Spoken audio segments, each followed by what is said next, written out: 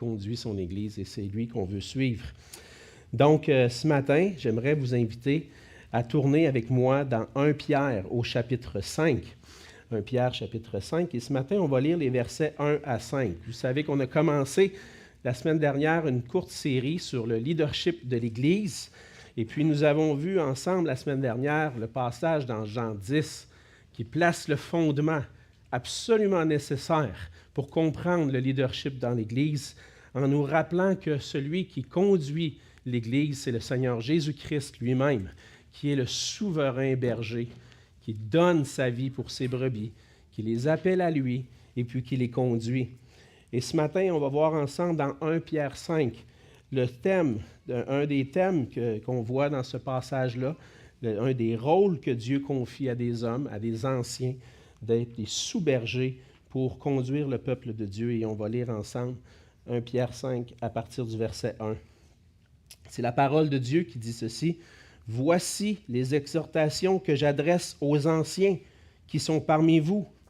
Moi, ancien comme eux, témoin des souffrances de Christ et participant de la gloire qui doit être manifestée. Paissez le troupeau de Dieu qui est sous votre garde, non par contrainte, mais volontairement, selon Dieu, non pour un gain sordide, mais avec dévouement, non comme dominant sur ceux qui vous sont échus en partage, mais en étant les modèles du troupeau.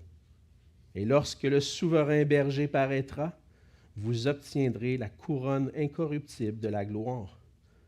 De même, vous qui êtes jeunes, soyez soumis aux anciens, et tous, dans vos rapports mutuels, revêtez-vous d'humilité, car Dieu résiste aux orgueilleux, mais il fait grâce aux humbles. » On va s'arrêter ici, on va se courber dans un mot de prière. Oui, Seigneur notre Dieu, tu es un Dieu grand et glorieux. Ce Dieu dont la sainteté est proclamée par ses anges.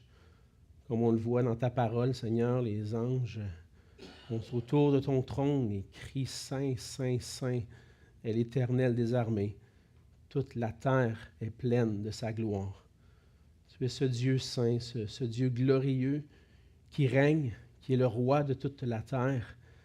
Et Seigneur, on se présente devant toi comme des faibles créatures, sachant que si ce n'était que de ta grâce, Seigneur, on mériterait toutes et tous, immédiatement d'être terrassés par ta colère à cause de nos péchés.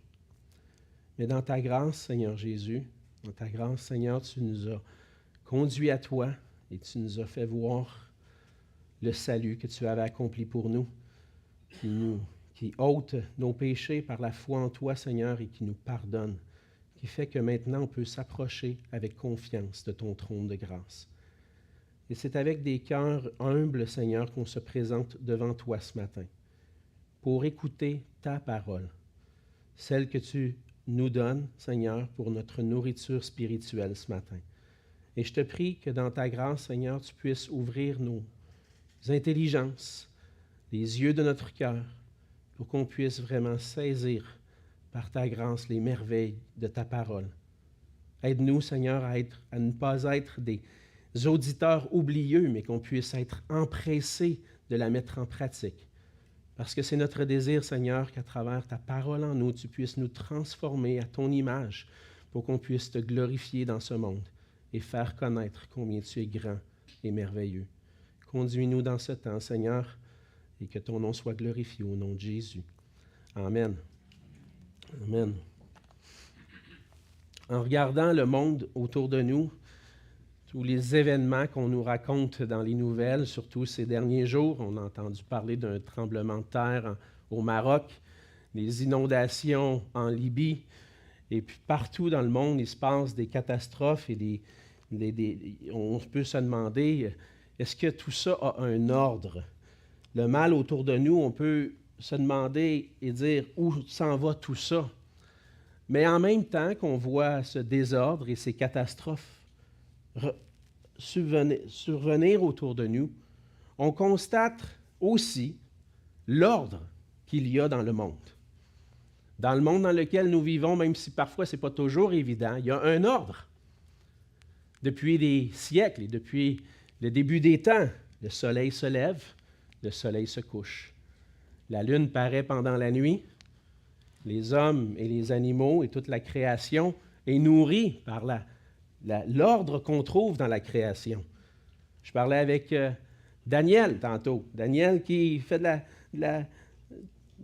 du jardinage dans sa cour, puis elle disait, ça a pris du temps, mais maintenant on a plein de raisins cette année, puis on ne sait plus quoi en faire.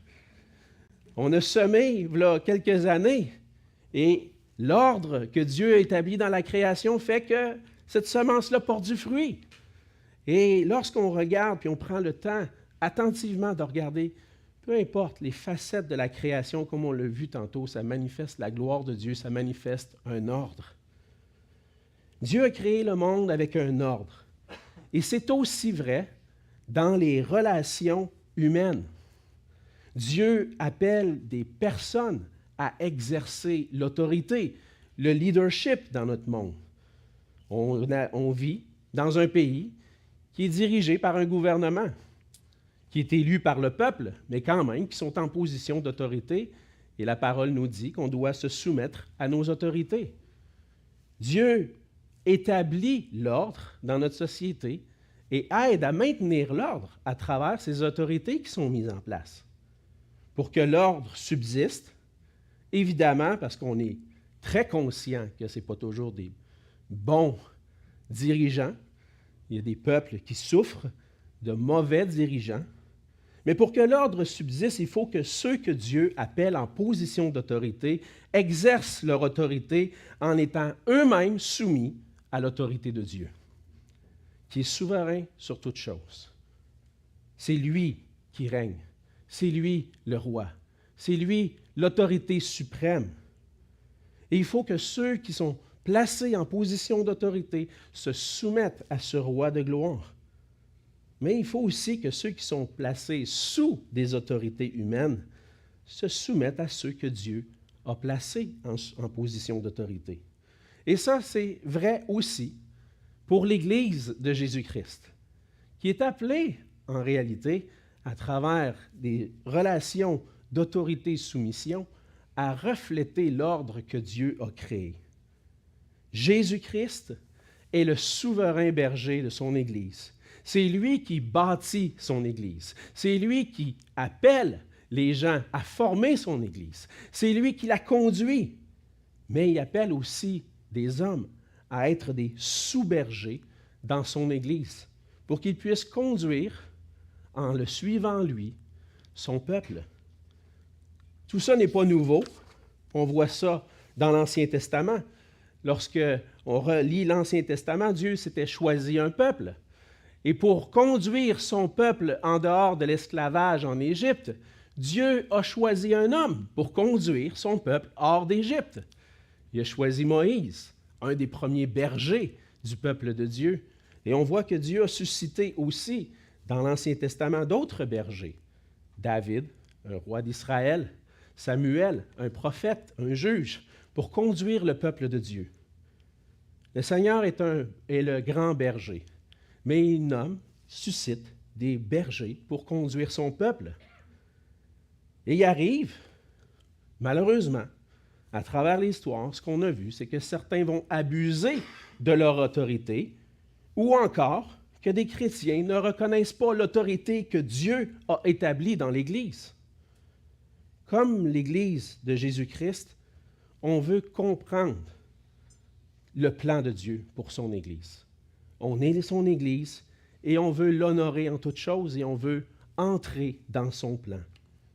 Dans le passage de ce matin, on lit l'apôtre Pierre qui s'adresse aux chrétiens, aux églises qui vivent des persécutions, des souffrances.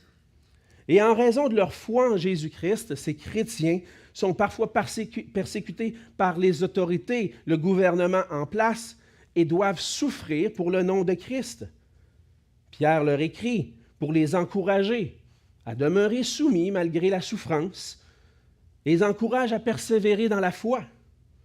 En même temps, dans son épître, Pierre donne des exhortations aux anciens, aux dirigeants de l'Église et à ceux qui leur sont soumis.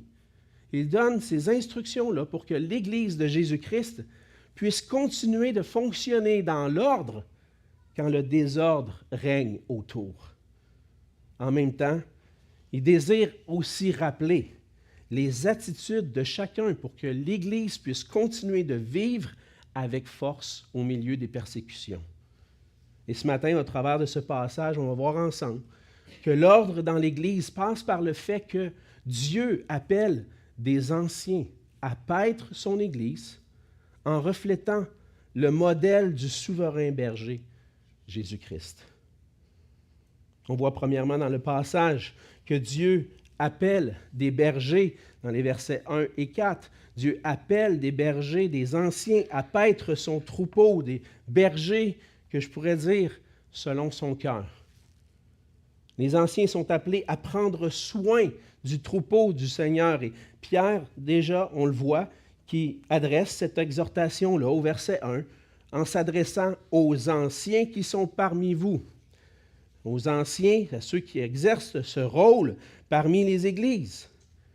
Et il va évidemment le dire en disant « Moi, ancien comme eux ». Et là, on pourrait dire « Ouais, mais Pierre, tu n'étais pas un apôtre, toi? Tu n'étais pas un ancien. » Mais même en tant qu'apôtre, Pierre était appelé à jouer le rôle d'un ancien, à diriger, à conduire l'Église.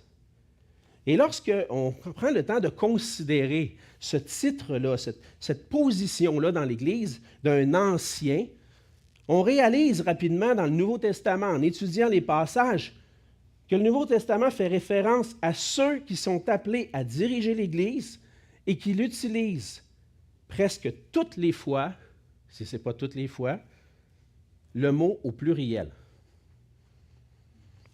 Le mot « ancien » se retrouve presque toutes les fois au pluriel. Lorsque le Seigneur présente cette position dans l'Église de dirigeant, c'est jamais un seul, c'est toujours plusieurs. Ça démontre que ça fait partie du plan de Dieu. Que l'Église ne soit pas dirigée par un seul ancien ou pasteur, mais par une équipe d'anciens. On voit des exemples de ça, entre autres dans Actes 14, 23, lors des premiers voyages missionnaires de Paul.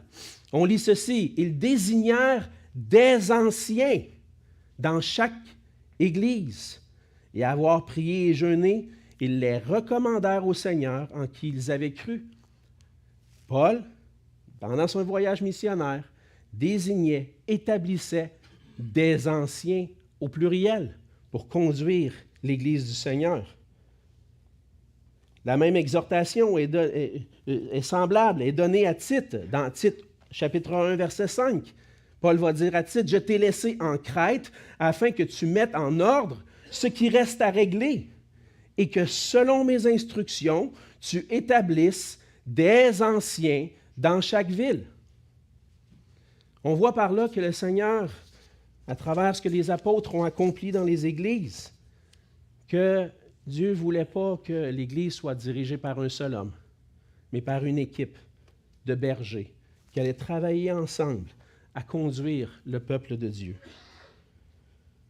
Lorsqu'on regarde et qu'on considère le mot « ancien », ça ne fait pas partie de notre langage culturellement, dans notre société, les Québécois. On parle de quelque chose qui est ancien, on parle de ce qui est vieux. Mais si on dit « un ancien », ça ne fait pas vraiment de sens pour nous. Mais lorsqu'on prend le temps d'étudier dans les Écritures, qu'est-ce que c'est le mot « ancien », ça fait référence à une position particulière dans l'Église. Et on voit que cette position-là est en quelque sorte fondée sur le modèle qu'on voyait dans le judaïsme, dans l'Ancien Testament. Dans l'Ancien Testament, puis même dans le judaïsme du premier siècle, on voit que des hommes étaient établis pour conduire les synagogues, pour apporter l'enseignement. Et puis, on appelait, souvent, dans l'Ancien Testament, on le voit comme ça, les anciens du peuple. Et on voit que lorsque Jésus exerçait son ministère, a souvent affaire aux anciens du peuple, à ceux qui conduisent le peuple, qui devraient au moins le conduire dans la parole de Dieu. Et l'Église primitive a suivi ce modèle-là en établissant aussi des dirigeants dans l'Église. Et dans le Nouveau Testament, c'est clair que les anciens sont des gens avec une maturité spirituelle qui sont appelés à conduire l'Église. Donc, l'ancien, souvent, fait référence à celui qui est plus âgé, puis aussi, ce qu'on voit dans le Nouveau Testament, fait référence à ceux qui ont une maturité pour pouvoir conduire le peuple de Dieu. Le Nouveau Testament emploie aussi deux autres mots pour désigner les anciens. C'est important d'aller examiner. Si on veut comprendre ce rôle-là, cette position dans l'Église, on doit regarder tous les mots qui s'y réfèrent. Et puis, pour désigner les anciens, dans le fond, on emploie aussi le mot « évêque », qui signifie « surveillant », et qui montre que les anciens sont appelés à surveiller, à veiller sur l'Église. L'autre mot employé, qui est plus comme une tâche et non pas comme un titre, c'est celui de paître, d'où nous, on a trouvé le nom pasteur, berger. Les trois mots sont interchangeables. Si on parle d'un ancien, on parle aussi d'un évêque et on parle d'un pasteur. On voit les trois mots employés dans un passage, entre autres dans Acte 20. Lorsque Paul se rend à Jérusalem, il veut rencontrer les anciens d'Éphèse, il va les appeler à Milet. Et donc, on voit au verset 17 de Acte 20, « Cependant, de Milet, Paul envoya chercher à Éphèse les anciens de l'Église. Et lorsqu'ils furent arrivés vers lui, il leur dit, » alors il va donner des instructions, et au verset 28, un peu plus loin, quelles sont ces instructions qu'il donne aux anciens? Il dit, « Prenez donc garde à vous-même et à tout le troupeau sur lequel le Saint-Esprit vous a établi évêque. » Dans quel but? Pour paître l'Église de Dieu qu'il s'est acquise par son propre sang. Les trois mots, ancien, évêque, et l'action de paître, pasteur, sont employés dans ce passage-là pour désigner le rôle et cette position, la position des anciens et leur rôle dans l'Église. Culturellement, nous, on est habitués de parler du pasteur et des anciens. On fait souvent référence à celui qui est en avant et qui enseigne régulièrement. On fait référence à pasteur. Et vous me saluez à la porte, vous dites « Bonjour, pasteur ». Et après ça, souvent peut-être culturellement aussi, dans un second rang en arrière, il y a les anciens, mais il y a le pasteur. Ça, ce n'est pas biblique. Ce n'est pas biblique. Et ce que je veux travailler ce matin avec vous, c'est d'amener une vision biblique du leadership dans l'Église et pas de me voir, en l'occurrence, comme le pasteur, comme s'il y en avait juste un. Non, il y en a plusieurs pasteurs, même si les autres êtes habitués de les appeler anciens. Ils sont pasteurs aussi. Et le Seigneur nous a tous placés au même niveau pour travailler ensemble, en équipe, pour paître l'Église du Seigneur. Il y a une petite bémol à mettre à ça. Parce qu'il y a un passage dans les Écritures qui nous dit qu'il peut y avoir un ancien qu'on appelle l'ancien à double honneur. En 1 Timothée 5, versets 17 et 18, que les anciens qui dirigent bien soient jugés dignes d'un double honneur, surtout ceux qui travaillent à la prédication et à l'enseignement. Car l'Écriture dit, « Tu ne muselleras point le bœuf quand il foule le grain, et l'ouvrier mérite son salaire. » Donc, ça se peut que parmi les anciens, il y en a un ou deux ou d'autres qui soient désignés pour être appliqués particulièrement à la prédication et à l'enseignement, et puisqu'ils y consacrent beaucoup de temps, ont besoin d'un soutien pour vivre. En réalité, c'est ça. Et souvent, l'ancien à double honneur, c'est celui qu'on voit comme le pasteur. Mais c'est un ancien comme les autres, qui lui est consacré, consacre son temps à diriger, enseigner l'Église. Notre Église à Saint-Hubert est dirigée par des anciens qui ont tous la même charge, les mêmes tâches, la même autorité. Vos anciens sont aussi vos surveillants, vos évêques, vos pasteurs. Un parmi eux est consacré à la prédication, à l'enseignement, ou soutient financièrement son ministère. Mais tous, nous sommes tous égaux et nous travaillons ensemble, en équipe, pour prendre soin de l'Église que le Seigneur nous confie. Et je rends grâce au Seigneur pour ça. Je rends grâce au Seigneur d'avoir prévu ce plan-là parfait. Que tout ne repose pas sur un seul homme, mais sur des hommes matures, capables de conduire l'Église de Jésus-Christ. Parce que on peut trouver conseil les uns auprès des autres, compter les uns sur les autres lorsque des fois on traverse des moments plus difficiles en Église. Il n'y en a pas juste un qui est visé. On est tous visés peut-être s'il y a des problèmes. Puis ensemble, on peut travailler. Mais le Seigneur le dit dans sa parole, le salut est dans le grand nombre des conseillers. Je bénis le Seigneur d'avoir l'équipe qu'on a ici à l'Église, d'avoir pu travailler dans une autre Église sur une équipe d'anciens, pluralité d'anciens, parce que ça, c'est selon le plan de Dieu et je suis convaincu de ça. Le Seigneur appelle les anciens à conduire son peuple. Et comme cet appel-là vient du Seigneur, les anciens sont placés sous son autorité, sous l'autorité du Seigneur, pour prendre soin de son Église. Et lorsque Pierre dit « Je suis un ancien comme vous », il met l'accent aussi sur son rôle comme apôtre. Pourquoi? Parce qu'il dit « J'ai été témoin des souffrances de Christ ». J'étais un apôtre, je suis un apôtre parce que j'ai été témoin des souffrances de Christ, j'ai été témoin de sa résurrection, j'ai été avec lui pendant tout mon ministère. Le Seigneur m'a même confié en disant, un grand ministère en disant « Paie mes brebis ». Je suis un ancien comme vous, mais je suis un apôtre. Et parce qu'il est un apôtre, il met par écrit le plan parfait de Dieu pour son Église. Et je suis très content ce matin que ce message ne vient pas de moi, mais de la parole de Dieu, que Dieu a inspiré et que cette parole nous guide ensemble à mettre l'ordre dans l'Église du Seigneur. Dans le passage, Pierre adresse une exhortation importante pour tous ceux qui portent cette tâche d'être un ancien pasteur. Et il va leur dire, « Paissez le troupeau de Dieu qui est sous votre garde. » En d'autres mots, soyez des pasteurs pour l'Église sur qui vous avez été établis comme surveillants. En réalité, ce troupeau, ce n'est pas le nôtre. C'est clair, paissez le troupeau de Dieu. Le Seigneur vous a confié un troupeau et vous a confié une Église. Et maintenant, il la place sous votre garde.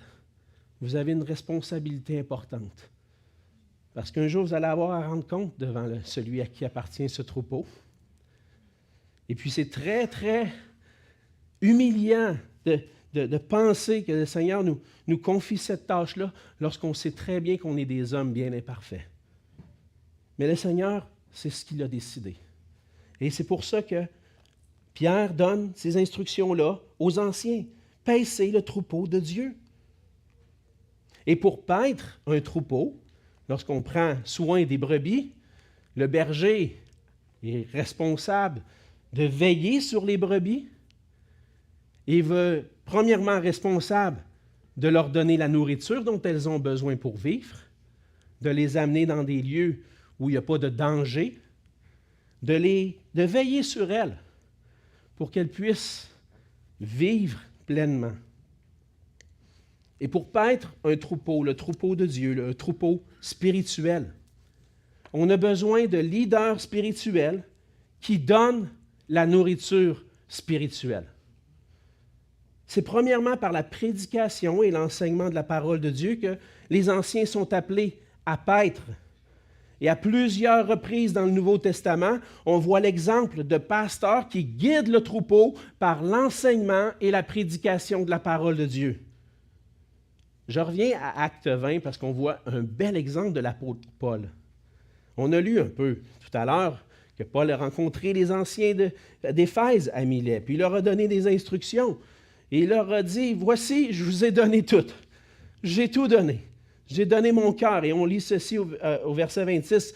C'est pourquoi je vous déclare aujourd'hui que je suis pur du sang de vous tous, car je vous ai annoncé tout le conseil de Dieu, sans en rien cacher.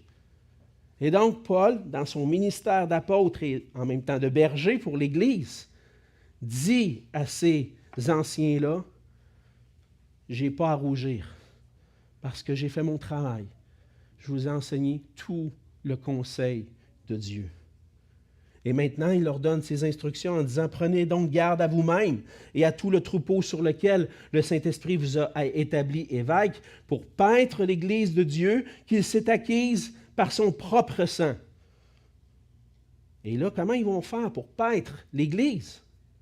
Il dit, je sais qu'il s'introduira parmi vous, après mon départ, des loups cruels qui n'épargneront pas le troupeau, et qu'il s'élèvera du milieu de vous des hommes qui enseigneront des choses pernicieuses pour entraîner les disciples après eux. Veillez donc, vous souvenant que durant 3 années, je n'ai cessé nuit et jour d'exhorter avec larmes chacun de vous. Qu'est-ce qui était au cœur du ministère de Paul comme apôtre et qu'il confie aux anciens de l'Église? Paissez le troupeau de Dieu. Veillez sur le troupeau avec la parole de Dieu.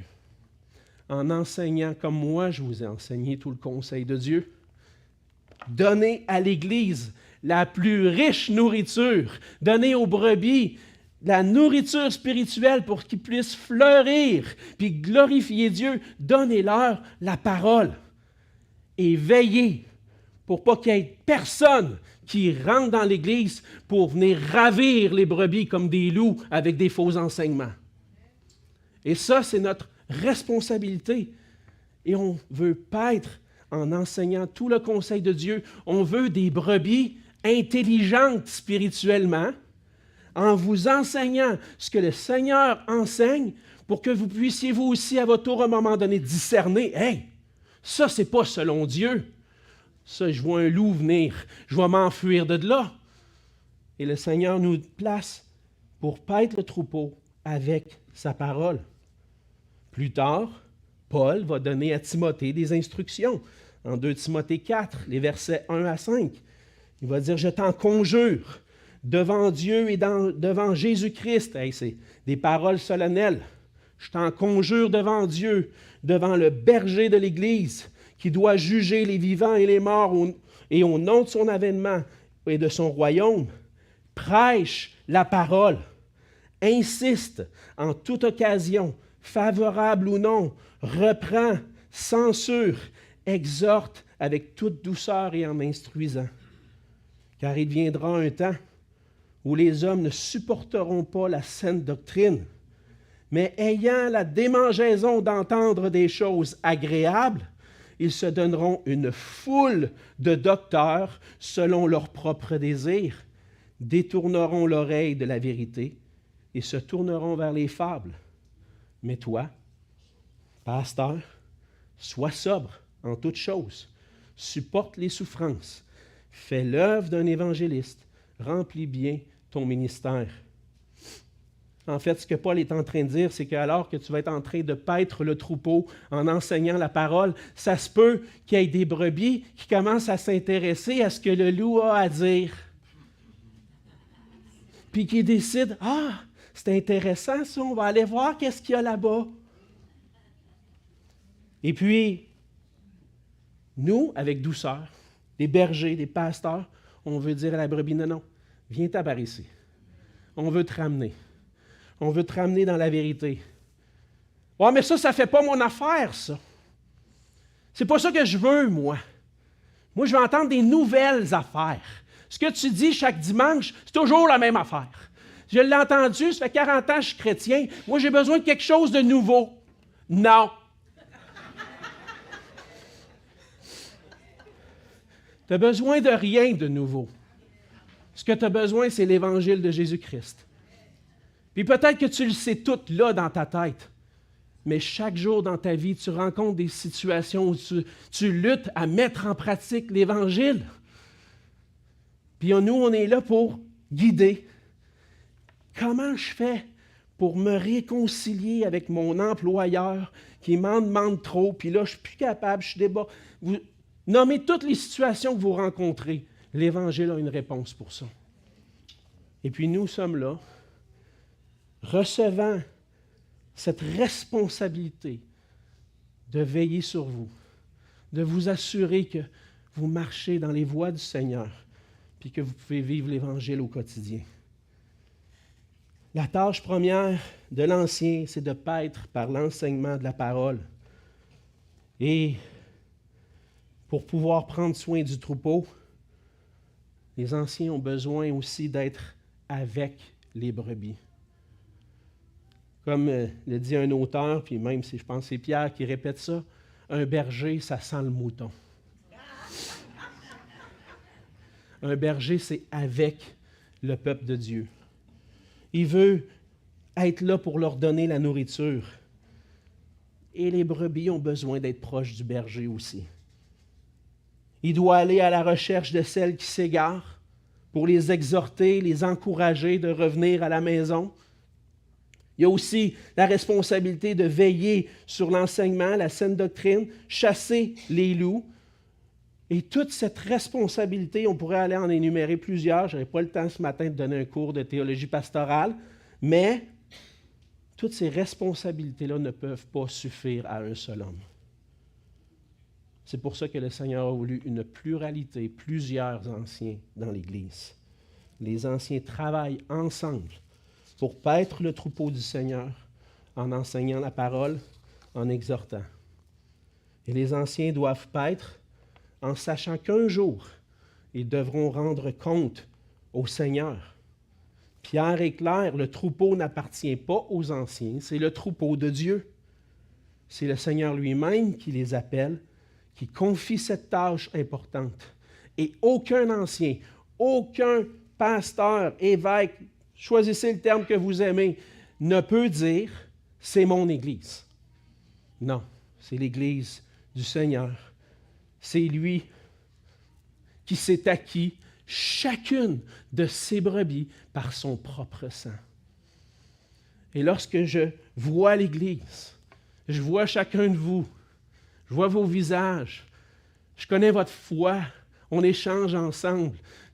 Vous m'avez partagé votre conversion, puis il y en a que je n'ai pas eu l'occasion d'entendre encore, puis j'ai hâte d'entendre. Mais un jour, vous avez rencontré Jésus-Christ, celui qui est mort et qui a versé son sang pour vous personnellement.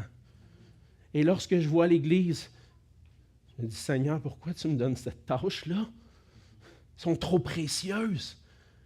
Le Fils de Dieu est mort pour elles. Wow! Et je veux dire ceci. Si Jésus-Christ est allé jusqu'à donner sa vie pour ces personnes, combien je dois en prendre soin? Elles sont précieuses. Et on va rendre compte au Seigneur pour chacune des personnes qui nous confient.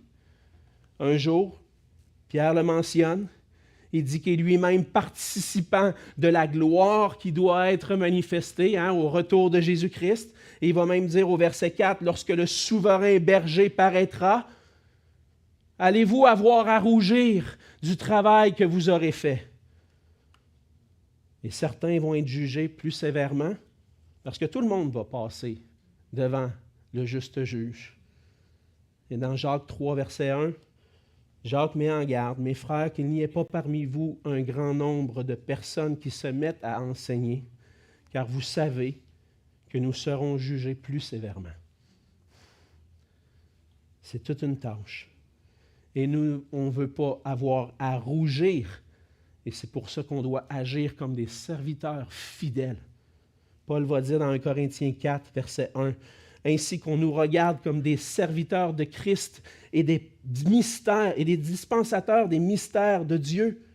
Du reste, ce qu'on demande des dispensateurs, c'est que chacun soit trouvé fidèle. Et c'est notre responsabilité que le Seigneur nous confie. Et c'est pour ça que les anciens doivent revêtir, deuxièmement, des qualités spirituelles dans leur ministère. Et c'est ce qu'on voit dans la suite du verset 2 et le verset 3. Ils doivent exercer leur ministère volontairement, avec dévouement et en étant les modèles du troupeau. Lorsque Pierre dit ceci, il dit « Paissez le troupeau de Dieu », il dit « non par contrainte, mais volontairement ». Il y a 3 sections, comparaison. La première, c'est non pas par contrainte, mais volontairement. Par contrainte, ça signifie par obligation, comme si tu n'avais pas le choix. C'est un peu de même, peut-être des fois, tu te sens avant d'aller travailler le matin. Hein? Oh, encore poigné pour me lever un matin, aller travailler. Puis tu le fais par contrainte, tu es obligé. Et je vous dirais que Pierre parle à des hommes, à des humains. Puis ça va arriver des fois que je me lève le matin et je dis « Oh, une autre grosse journée à matin. » Mais je dois veiller sur mon cœur parce que l'instruction qui est là, ce n'est pas par contrainte, pas par obligation, mais volontairement. Comment je vais faire pour vivre ça? Chaque jour, volontairement me lever et dire « Oui, on va pas être le troupeau du Seigneur aujourd'hui. » Chaque jour, je vous le dis, c'est une lutte, mais c'est par la grâce de Dieu, par son esprit, d'avoir cette joie. L'attitude de l'ancien est différente. Il doit veiller constamment sur son cœur pour que ça vienne de son cœur, volontairement. Puis il le fait pour le Seigneur. Il faut toujours se rappeler pour qui on le fait. Lorsque je m'arrête, puis je me replace, puis je dis, pourquoi je suis en train de faire ça? Parce que le Seigneur a donné sa vie pour chacune de ces brebis-là. Il a choisi dans son plan parfait de mettre en place des anciens, des pasteurs pour conduire ce troupeau-là. Seigneur, je suis un héritier de ta grâce, que je ne mérite pas du tout. Je vais être à ton service. Puis je vais le faire, puis c'est comme ça, volontairement, par l'Esprit de Dieu. Et cette attitude volontaire va démontrer que l'ancien désire exercer ce rôle en réponse à l'appel du Seigneur.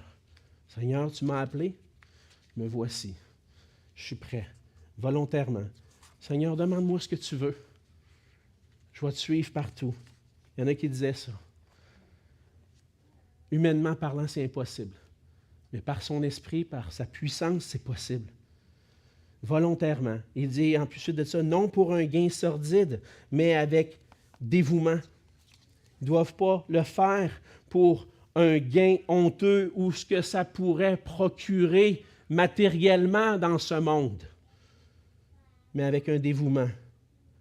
En réalité, l'ancien qui paie les brebis ne doit pas le faire en cherchant son intérêt personnel. Qui que nous soyons, quand notre cœur est tourné non vers nous-mêmes, mais vers les autres, parce qu'on est en train de ne pas chercher notre propre intérêt, on cherche l'intérêt des autres. Puis un amour pour les brebis se manifeste par un dévouement, un désir de prendre soin, d'être une bénédiction pour ceux que le Seigneur nous confie. Avec ce désir de les voir s'épanouir, fleurir, porter du fruit dans le Seigneur. Et c'est pour ça que finalement l'ancien doit exercer son ministère non comme dominant, mais en étant un modèle. Celui qui cherche à dominer, à contrôler, ne cherche pas que les gens sous sa garde soient épanouis. Il veut juste garder le contrôle.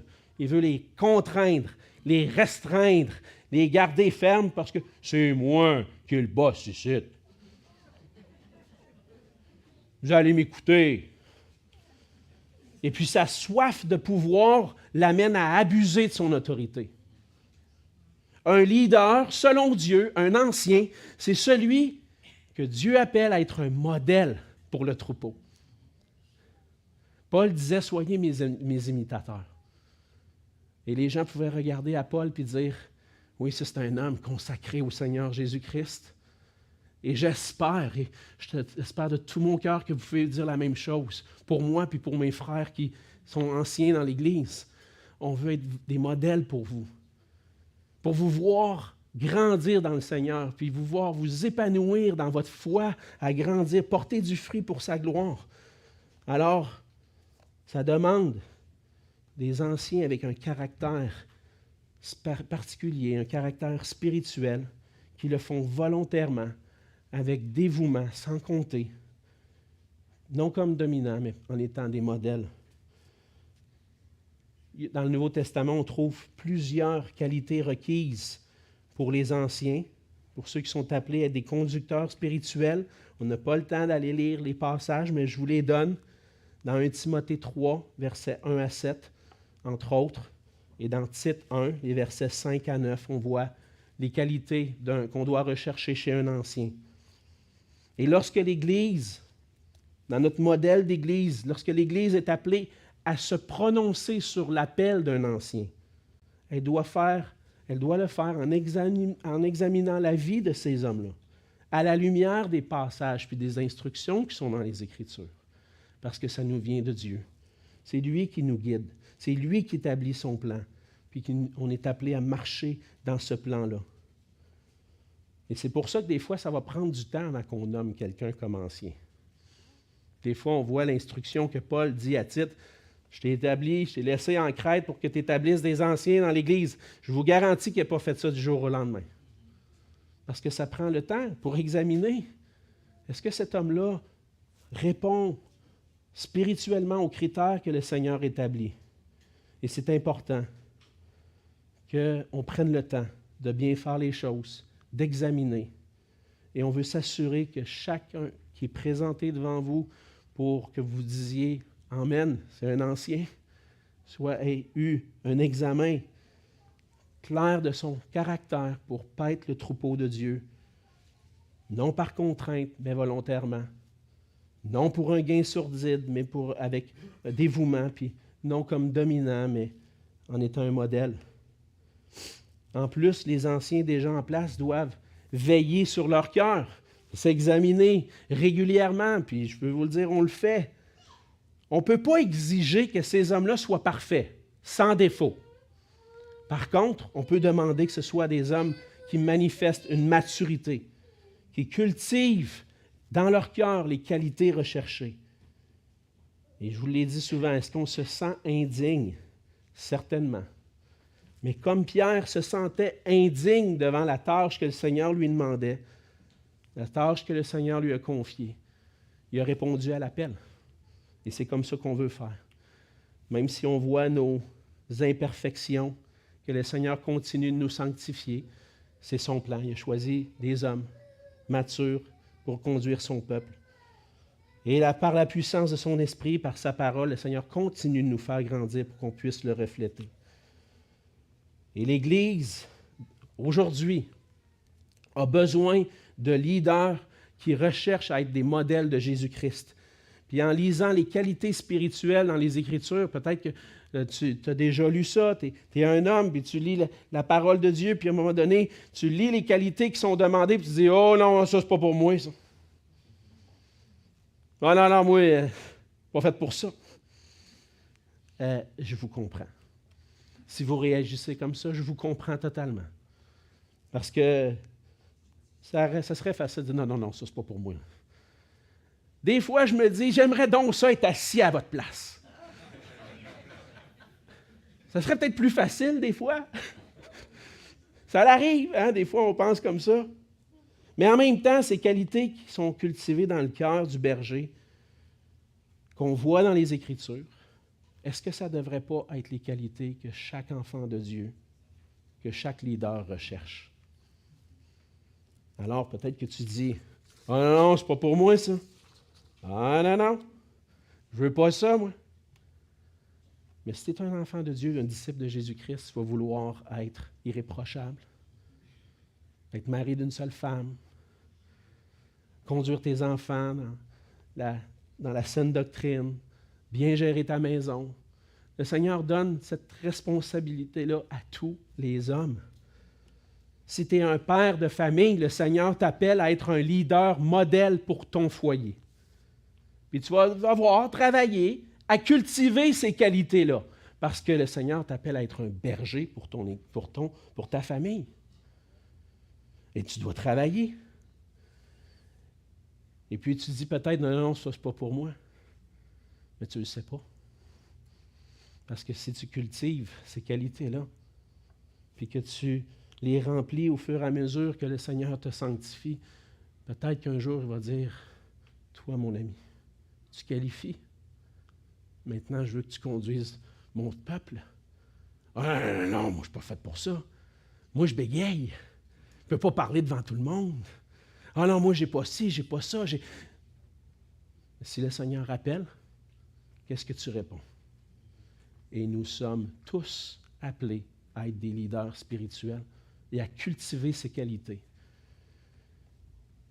L'Église de Jésus-Christ, aujourd'hui, a un grand besoin de leaders spirituels. J'étais avec l'équipe de Sambec hier pour une rencontre, puis on travaille à la formation d'ouvriers, puis on voit les besoins. Il y a des besoins. Puis on dit, il y a tant besoin de 20, 30, 40 pasteurs juste dans notre association d'églises pour prendre soin des églises qui sont déjà là. Hey, on ne gagne pas plus, là. On fait juste essayer de garder ce qu'on a. Puis on a besoin. Dis pas, c'est pas pour moi. Tu le sais pas. Travaille à être un modèle de Christ. Puis peut-être que le Seigneur va dire, toi, là, j'ai besoin de toi. Le Seigneur n'a pas besoin de nous autres, vous le savez, je l'ai déjà dit. Mais toi, je t'ai choisi pour venir conduire mon peuple. Alors, en regardant ces qualités-là, dites pas, ça, c'est pas pour moi. Plutôt, cherchez à les cultiver, à grandir à l'image de Christ. Parce que que l'Église soit en santé, elle a besoin de leaders, elle a besoin d'anciens qui vont revêtir ces qualités spirituelles-là dans leur ministère et qui n'auront pas à rougir devant le Seigneur lors de son retour. On va terminer rapidement. Je sais que je prends plus de temps ce matin, c'est important. Avec le dernier verset, le verset 5. En même temps que le Seigneur met une responsabilité importante sur les épaules de ceux qui l'appellent à conduire le troupeau, il donne des exhortations aussi à ceux qui sont appelés à être soumis aux anciens. Au verset 5, il dit de même, vous qui êtes jeunes, soyez soumis aux anciens. Et tous, dans vos rapports mutuels, revêtez-vous d'humilité. Lorsque Pierre s'adresse à des jeunes, c'est difficile de savoir à quels jeunes exactement il parle. Est-ce qu'il parle à des jeunes qui sont jeunes en âge ou jeunes spirituellement? C'est difficile. Mais on peut comprendre qu'en associant les jeunes et en s'adressant à eux, on a des images qui viennent en tête. Souvent, les jeunes, ce sont ceux qui ont plus tendance à vouloir marcher par eux-mêmes. Je n'ai pas besoin de tes instructions, je suis capable tout seul. Ah non, moi, je n'ai pas besoin de ça, moi, je le sais, là, j'ai l'expérience dans ma vie de ça. Le Seigneur dit, dans le fond, à chacun d'entre nous qui avons besoin de grandir en maturité spirituelle, marchez, suivez vos conducteurs. Dans l'Église, c'est les anciens que Dieu a établis dans son plan ordonné. C'est le Seigneur qui les a établis en position d'autorité. Et vous devez vous soumettre aux anciens. En Hébreux 13, verset 7, « Obéissez à vos conducteurs et ayez pour eux de la déférence, car ils veillent sur vos âmes, dont ils devront rendre compte. Qu'il en soit ainsi, afin qu'ils le fassent avec joie et non en gémissant, ce qui ne vous serait d'aucun avantage. » Le Seigneur donne une responsabilité aux anciens de veiller sur les âmes qu'il leur a confiées. Mais les fidèles, à leur tour, doivent être soumis aux conducteurs, à ceux que Dieu a mis en place. Dans leur soumission au souverain berger, les bergers vont refléter le vrai berger, le grand berger. Et dans leur soumission au souverain berger, ceux qui sont placés sous la garde des anciens, vont se soumettre.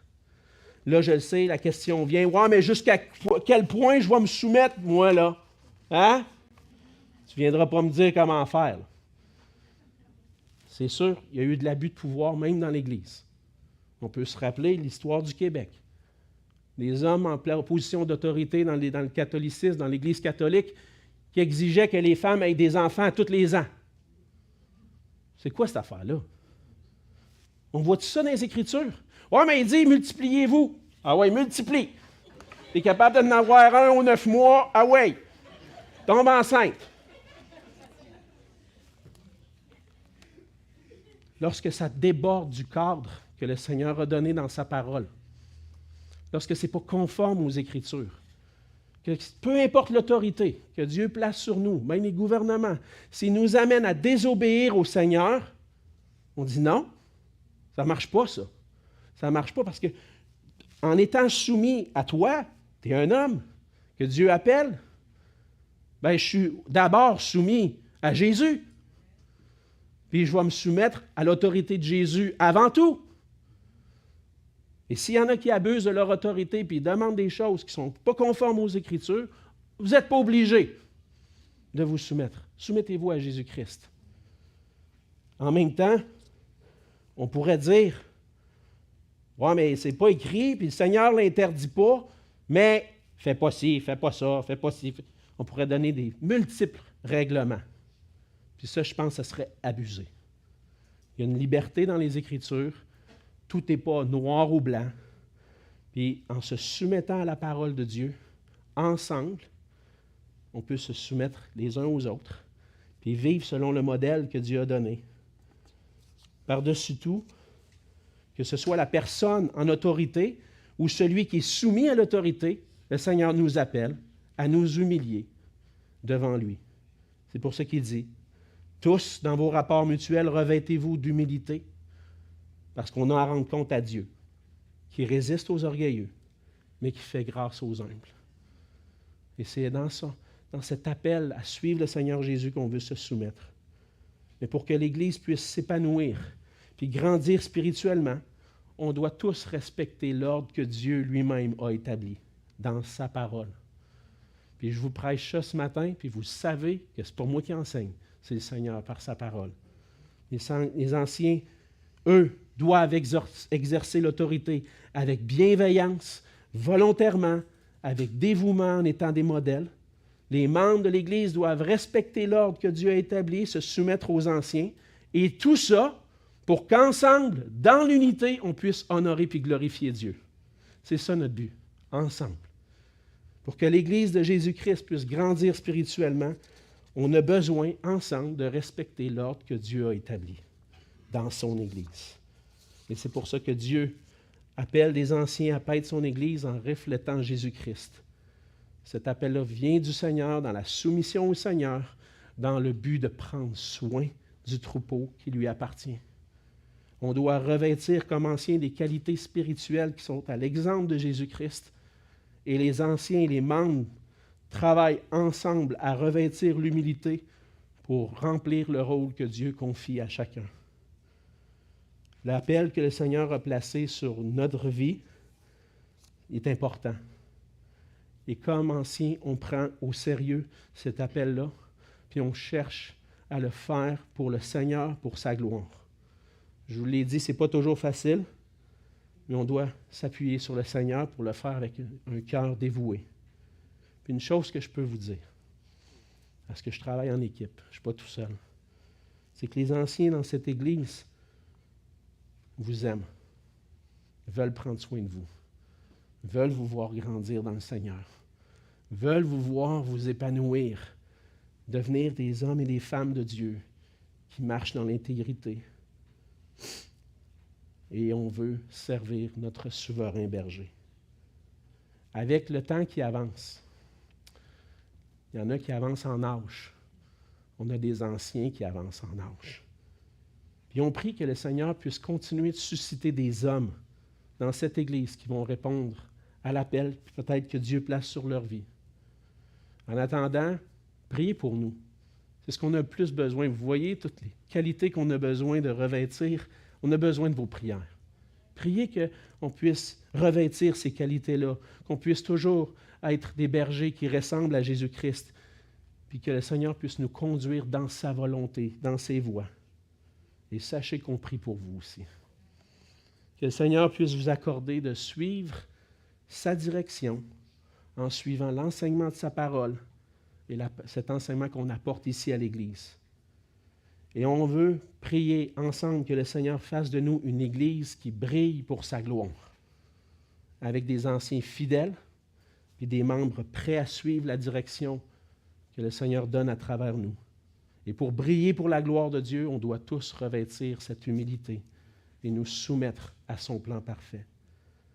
Ma prière, c'est que le Seigneur puisse continuer de bâtir son Église ici à Saint-Hubert, qu'il puisse continuer d'ajouter des âmes et qu'il puisse continuer de nous faire grandir ensemble spirituellement, puis que le Seigneur puisse donner à son Église des bergers selon son cœur. Prions. Seigneur notre Dieu, quel grand appel tu places sur la vie de certains hommes dans ton Église, Seigneur, pour conduire ton peuple, veiller sur ton peuple, apporter l'enseignement de ta parole. Et Seigneur, si ce n'était de toi, ce serait impossible.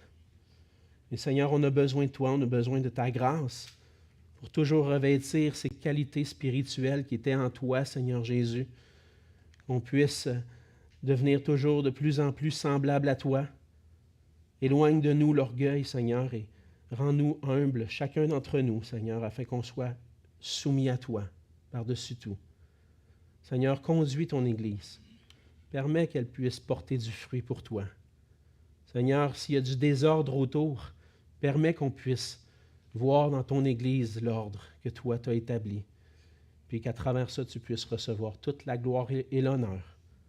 Toi, Seigneur Jésus, notre souverain berger, qui continue encore aujourd'hui de bâtir ton Église. Et c'est en ton précieux nom que je te prie. Amen.